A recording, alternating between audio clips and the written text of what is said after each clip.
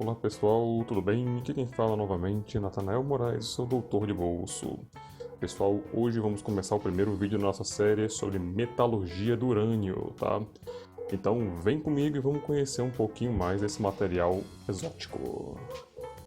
Pode estar se perguntando assim, como assim, Natanael? Você vai falar de urânio, urânio mesmo? Aquele do reator nuclear? Exatamente, pessoal. Vamos falar do urânio, elemento químico de número 92 da tabela periódica, tá? Que é o elemento natural com o maior número de prótons, com o núcleo mais pesado que você vai encontrar na natureza, tá? Para começar, não fica com essa cara desse gato aqui não, porque é o seguinte, todo cientista nuclear sabe onde andar, tá certo? Então o objetivo aqui não é instar ninguém a fazer dispositivo nuclear, nem esse tipo de coisa.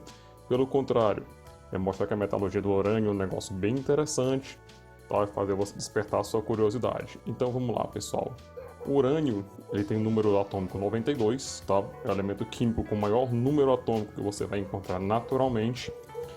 Uma coisa muito importante, o urânio não brilha, o urânio não é verde, tá? Se você pegar um pedacinho de urânio na mão, ele vai parecer um pedacinho de metal comum. Ele tem aquela cor ali cinza azulada de todo o metal, tá certo? Ele é um emissor alfa de baixa energia. Um negócio interessante é que a meia-vida dele, o tempo para que a amostra decaia, perca metade de sua massa, está na ordem de 10 a 9 anos. Então, embora seja um átomo que sofre decaimento radioativo naturalmente, esse decaimento demora muito tempo para acontecer, tá? Uma coisa interessante sobre o urânio metálico agora é que ele é um dos metais mais reativos da tabela periódica, ele reage muito fácil com o oxigênio. Se tivesse com um pedacinho de urânio aqui polido na minha mão, ele já estaria ficando mais ali marrom, tudo que é a cor dos óxidos dele, tá? Ele só perde, pessoal, em reatividade para o césio, para o magnésio e para o cálcio. Então vamos lá, pessoal. Como a maioria dos metais, o urânio puro é extremamente limitado em termos de aplicações, tá? A primeira aplicação dele, e a mais comum, a que deveria ser a mais comum, na verdade, é como fuel rod, tá? Que é bastão de combustível para MTR. O que é um MTR, Natanael? MTR é Materials Test Reactor. É um reator de teste de materiais. O urânio puro ele é utilizado na forma metálica apenas em MTRs. Eu coloquei para vocês aqui um elemento combustível, mas esse aqui é de pastilha e é um pouco diferente do elemento combustível do urânio puro. O segundo, pessoal, é um uso abominável. Infelizmente utiliza um material tão maravilhoso para fazer o que o ser humano infelizmente faz de melhor, que é matar o seu semelhante. Então ele é utilizado em munições especiais, tá? Por causa da alta densidade, ele acaba sendo utilizado em munições perfurantes. E um uso um pouco mais desconhecido, tá? Ele pode ser utilizado também em contrapesos compactos. Eu coloquei ali um de elevador, mas não se preocupe, não é contrapeso para elevador não, tá certo? Pessoal, junto comigo peço que vocês repudiem toda e qualquer forma de uso de urânio, de material nuclear para violência, tá? Então, no caso aqui de munições especiais ou munição balística, qualquer outra coisa, por favor, se unam a mim para que esse uso acabe. O urânio ele é para produzir energia para a vida, não é para utilizar para matar o nosso semelhante, não. Uma coisa muito importante de destacar é que, assim como o ferro, o urânio passa por transformações holotrópicas, tá? Por exemplo, temperatura ambiente, o urânio ele tem a linda, deliciosa forma, estrutura cristalina, ortorrômbica de bases centradas. Essa primeira que vocês estão vendo aqui no slide, tá?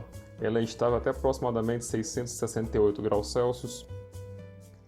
Só que à medida que você vai aquecendo, ela passa para um tetragonal, mas não um tetragonalzinho bonitinho, por exemplo, que nem aquela martens tetragonal que a gente vê, não.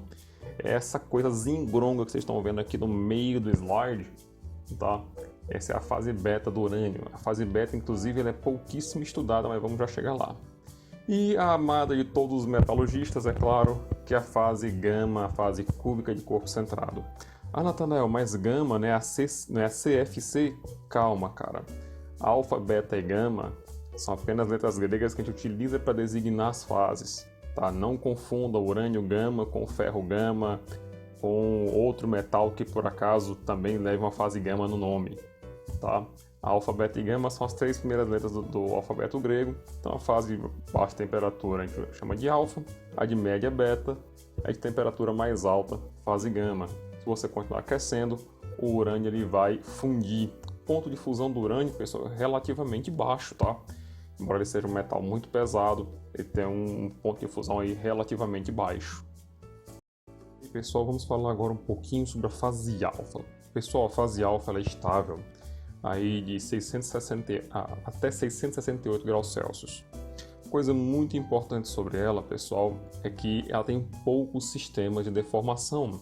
Então ela se deforma por maclação. Olha aqui a microestrutura dele, ó. Tá vendo? Acho que tá para cá, né? Na verdade.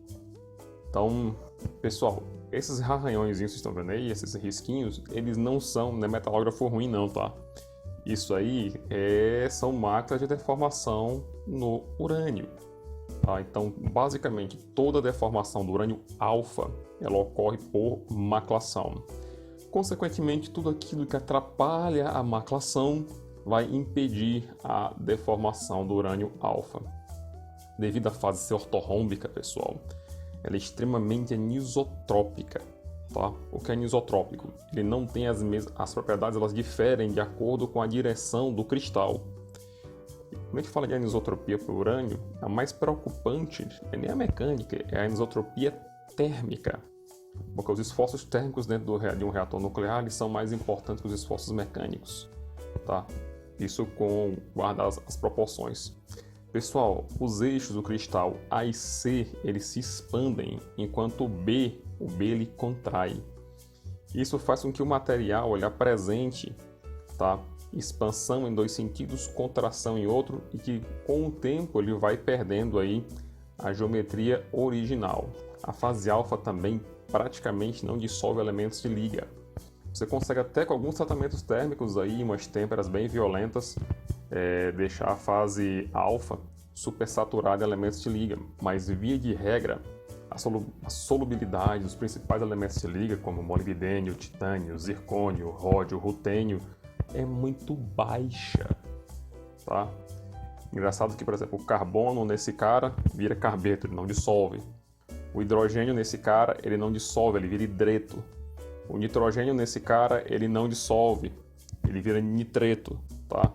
Então é muito difícil você conseguir dissolver elementos intersticiais no urânio. Só o boro, que eu não tenho a menor ideia, mas de modo geral, aqueles elementos ali primeiros que a gente utiliza como intersticial, eles reagem com o urânio para formar outro composto, tá? Uma coisa muito, muito importante também aqui é que no urânio alfa, a difusão é muito lenta. A gente está falando de coeficientes de difusão aí na casa de 10 a menos 23, tá? É 10 a menos 1 mol, é o mol de ordem negativa, tá certo? Isso faz com que os processos difusionais no urânio alfa sejam muito lentos. Vamos falar agora, pessoal, da fase beta. A fase beta é um caso um pouco complicado, por quê? A janela de estabilidade dela é pequena, ó, essa daí, ó, entre 668 e 776. No entanto, a fase beta tem o uso tecnológico, tá? Embora ela seja pouco estudada, são pouquíssimos trabalhos que realmente estudam a fase beta, tá? Para você estabilizar a fase beta, para poder estudar, por exemplo, você tem que dissolver cromo no urânio. Olha essa micrografia que está aparecendo para vocês aí, ó. Não sei se está aqui ou está aqui, tá? Mas isso aí é um MEV, tá? E nesse MEV você está vendo aí a fase alfa, tá? E através do scan aqui de composição, você nota, olha, que as regiões ali pobres, um pouco mais pobres em urânio, um pouco mais ricas em cromo, é o que está marcado como fase beta, porque a fase beta ela é muito difícil de ser estudada. Mas eu falei que ela tem uso tecnológico, né? O uso tecnológico dela é através da ciclagem térmica, da fadiga térmica, na conversão ou na transformação de fase alfa para beta e beta alfa, ela ajuda a refinar os grãos da fase alfa. E aí chegamos nela agora, pessoal, a fase gama, que é a fase que mora no coração aqui dos metalurgistas nucleares. Por quê? Porque é uma fase CCC. Se ela é CCC, ela é cúbica de corpo centrado. Ela é muito boa porque ela é extremamente isotrópica. É a mesma coisa de você estar trabalhando com um aço, porque o mesmo comportamento mecânico que você vai ter no aço, você vai enxergar ele no urânio do ponto de vista cristalográfico, tá? A fase gama ela é estável a partir de 776 graus Celsius até o ponto de fusão. Tá? Mas o problema é que ela se oxida muito facilmente a temperatura em que ela é estável. Então nós adicionamos outros elementos de liga. Os principais são molibdênio, zircônio e nióbio para poder estabilizar essa fase. Se vocês olharem aí, ou aqui eu não sei ainda, tá? Estão vendo aí uma micrografia de uma liga de urânio, tá? Onde está acontecendo um fenômeno que é muito comum em aço. Estão vendo ali um super grão com vários grãos ali pequenininhos em volta. Isso é nada mais do que a recristalização secundária, que para esse cara aqui é uma dor de cabeça.